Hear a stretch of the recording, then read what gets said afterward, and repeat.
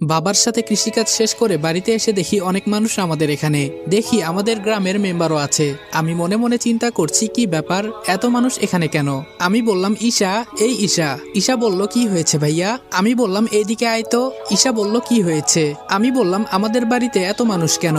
ঈশা বলল ভাইয়া তুমি শুনো নাই, বাবার কাছে নাকি মেম্বার 1,50,000 টাকা পায়। আমি বললাম কি এত টাকা? ঈশা বলল হুম ভাইয়া, আমি বুঝতেছি না এত টাকা কিভাবে। আমি বাহিরে এসে দেখি বাবা মেম্বার সাহেবকে বলছে আমাকে কয়েকদিন সময় দিন, আমি আপনার টাকা দিয়ে দিব। মেম্বার বলল কোনো সময় দেওয়া যাবে না, কালকের ভেতরে আমার টাকা চাই।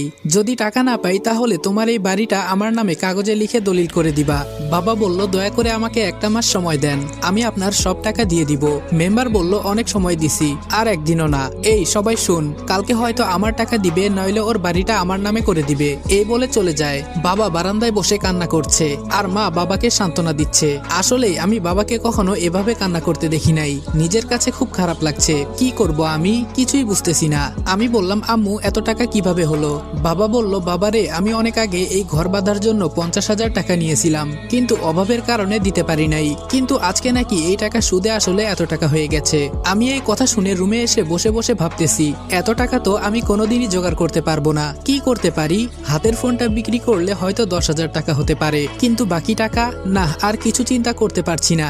রাতে মা ডেকে গেল খাবার খেতে, কিন্তু খেলাম না। রুমে শুয়ে শুয়ে চিন্তা করছি কিভাবে টাকা জোগাড় করব। কখন যে ঘুমিয়ে গেছি বলতে পারি না। সকালে যখন ঘুম ভাঙলো তখন শুনি আম্মু কান্না করছে। আমি তাড়াতাড়ি আম্মুর রুমে গিয়ে দেখি বাবার গলায় দড়ি ঝোলানো ফ্যানের সাথে, আর আমার মা বাবার পায়ে ধরে কান্না করছে। আমি ফ্যান থেকে বাবাকে ধরে বিছানার উপরে রাখলাম।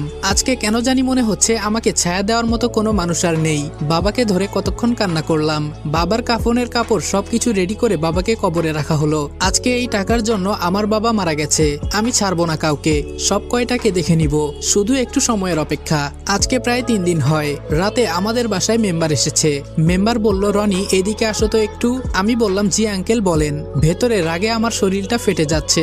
মেম্বার বলল তোমার বাবা মারা গেছেন, আমি খুবই দুঃখ পাইছি। তোমার টাকাও দিতে হবে না, ঘরও দিতে হবে না, যদি আমার কথা মানো। আমি বললাম জি বলেন, কি করতে হবে আমাকে? শয়তানের সব সময় শয়তানি বুদ্ধি থাকে। মেম্বার বলল আমার মেয়েকে তোমার বিয়ে করতে হবে, তাহলে তোমার সব টাকা আমি মাফ করে দিমু। আম্মু বলল না না, আমার ছেলে এখন বিয়ে করবে না। আর আপনার মেয়েকে? ছি। মেম্বার বলল মুখ সামলিয়ে কথা বল।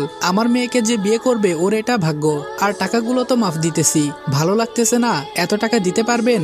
আমি বললাম আমাকে একটু চিন্তা করতে দেন, আমি আপনাকে পরে জানাবো। মেম্বার বলল কোনো চিন্তা করা করি নাই, হয়তো টাকা দিবা নইলে আমার মেয়েকে বিয়ে করবা। যাই করবা তাড়াতাড়ি বলো, আমার অনেক কাজ আছে। আমি বললাম এত টাকা আমি কই পাবো? বর্তমানে বিয়ের কথা বলি, পরে যা হবার